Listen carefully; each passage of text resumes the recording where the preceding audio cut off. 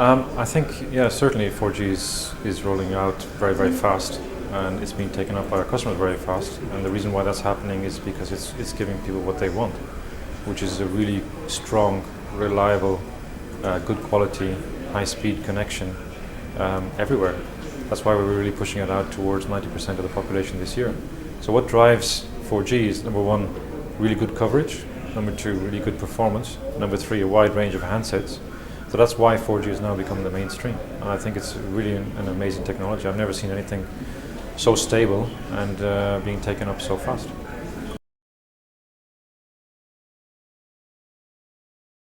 Oh, there are many challenges to rolling out 4G.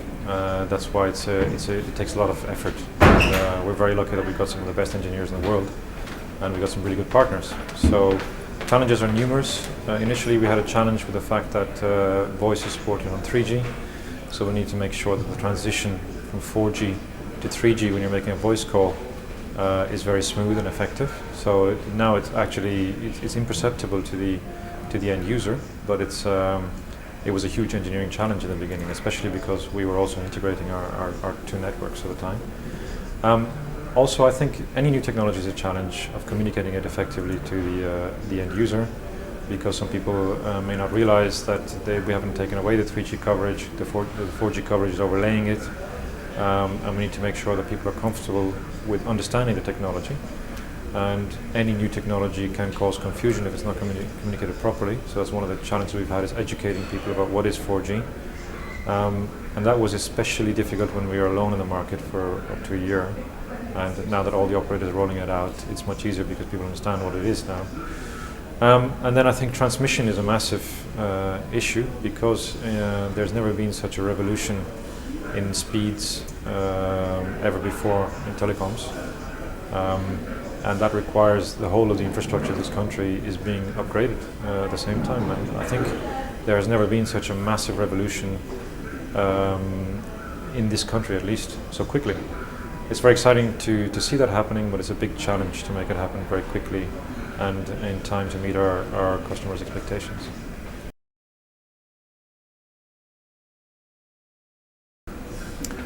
I think there's no limit, and I think 5G shouldn't add to the innovation.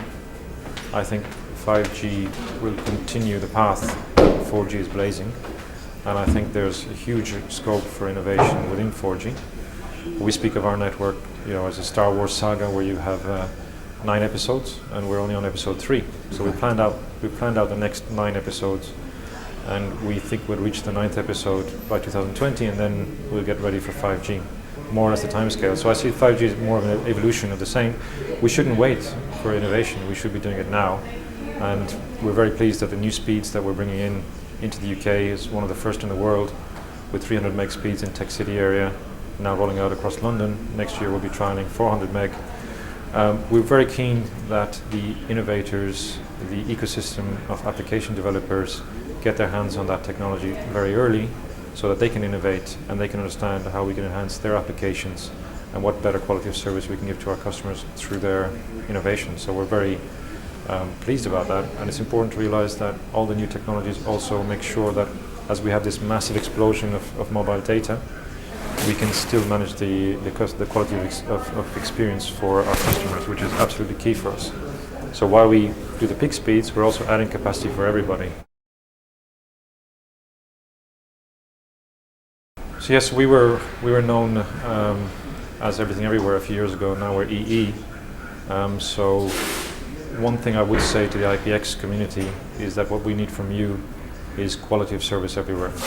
And it's very clear to us that IPX is not just an upgrade of GRX, it's a totally new concept, because the customer expectation has totally changed. And what I'd say is driving that is the blurring of the borders between mobile and fixed, blurring of the borders between voice and data. Customer expectation now is very, very high. So we see IPX as a hugely positive tool to improve the customer experience for our customers and our roaming partners and international calling around the world. It's going to be driven by VoLTE, it's going to be driven by LTE roaming, voice over Wi-Fi, which we're also now partnering with Apple on. So there's a lot of drivers. What's very clear is that we need to make sure that our partners on the IPX exchange make sure that the quality of service and being able to troubleshoot the quality of service and manage the quality of service is key, because we will not roll out anything that can actually lower our customers' experience.